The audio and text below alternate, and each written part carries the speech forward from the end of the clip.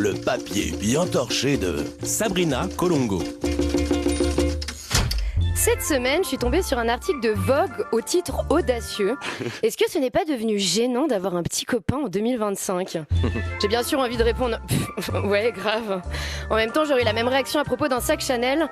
C'est facile de dire ça quand on n'en a pas et pas forcément choisi de pas en avoir. Le couple hétéro reste la norme par défaut de la vie d'adulte. On n'entendra jamais papa, maman, j'ai quelque chose à vous annoncer. Voilà, je suis hétérosexuelle.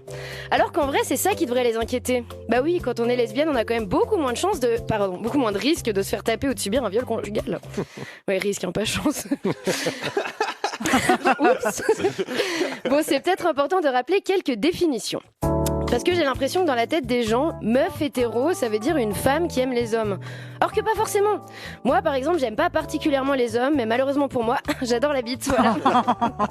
Dommage, il y a souvent un mec attaché de l'autre côté. Ew.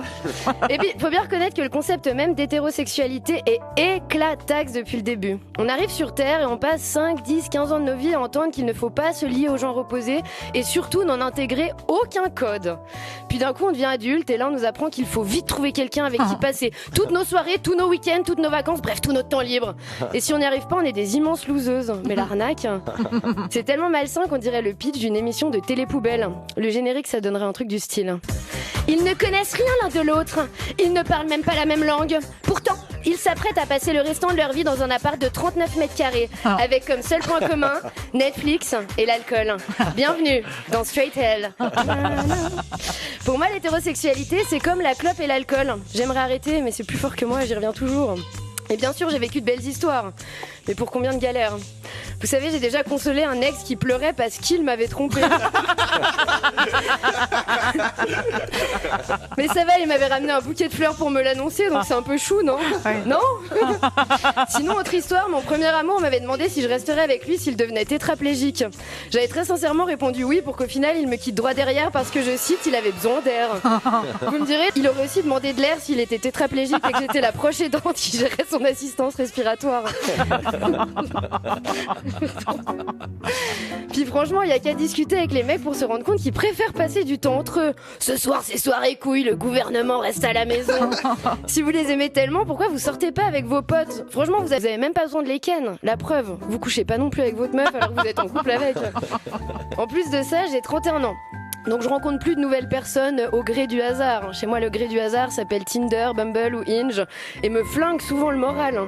Je dois me taper des dates avec des mecs plus jeunes que moi, déjà chauves, qui me racontent... En fait, avec mon pote Toto, on a eu l'idée un peu folle d'ouvrir un local où on retape des vieux vélos. And the rest is history, comme on dit. Des fois, je me promets de plus jamais abaisser mes critères. Et 15 minutes plus tard, je croise un étudiant aux cheveux gras avec les yeux qui tombent un peu comme un cocker et je lui file mon double des clés. T'sais. Ça, c'est ma cam. Bon, j'ai l'air complètement pessimiste envers le couple, mais c'est pas entièrement de ma faute. Il y a quelques années, je marchais seule sous la pluie un soir de novembre en sortant d'une projection de 120 battements par minute. Pas très hétéro pour le coup. Et là, ça m'a frappée. Dans la vie, on n'a que 3 options. 1, vieillir célibataire. 2, devoir faire le deuil un jour de son conjoint. Ou 3, que notre conjoint fasse le deuil de nous. Ça va, vous accueillez comment la nouvelle ? Non, parce que moi, ça a définitivement altéré la chimie de mon cerveau, si jamais.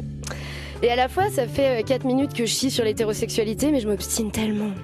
L'autre jour, en l'espace d'à peine 2 heures, je me suis promise de désinstaller Tinder et j'ai essayé de mettre de l'après-shampoing dans mes poils pubiens. J'avais même pas un rencard, c'était juste comme ça pour essayer. J'aimerais trop que quelqu'un se rappelle de moi comme de la plus soyeuse. Mais être en couple, c'est aussi découvrir les petits trucs secrets de l'autre. Vous savez, ces détails qu'on trouve attachants au début et agaçants à la fin. Lui, qui déteste l'odeur des éponges, qui a toujours 2 spasmes avant de s'endormir, et qui dit qu'il fait des via ferrata alors que c'est juste des randos avec le vertige. Et elle, qui a 3 grains de beauté en forme de triangle équilatéral dans le dos, qui tousse quand elle se met un coton-tige dans l'oreille droite et qui éternue quand elle mange des Fisherman's Friends. Ouais, je dis elle, mais c'est moi en vrai. Alors voilà, malgré 1000 déceptions liées à l'hétérosexualité, je n'apprends jamais. Je crois que mon animal totem, c'est le taureau de corrida. Les red flags, je les vois, mais je fonce tout droit. Mais ne jamais apprendre, c'est aussi se donner la chance de continuer à se montrer vulnérable. Moi, si j'étais une vache, c'est sûr que je me ferais beaucoup électrocuter par la clôture. Mais j'aurais toujours un taureau qu'elle ponçait en regardant les trains passer. Oh.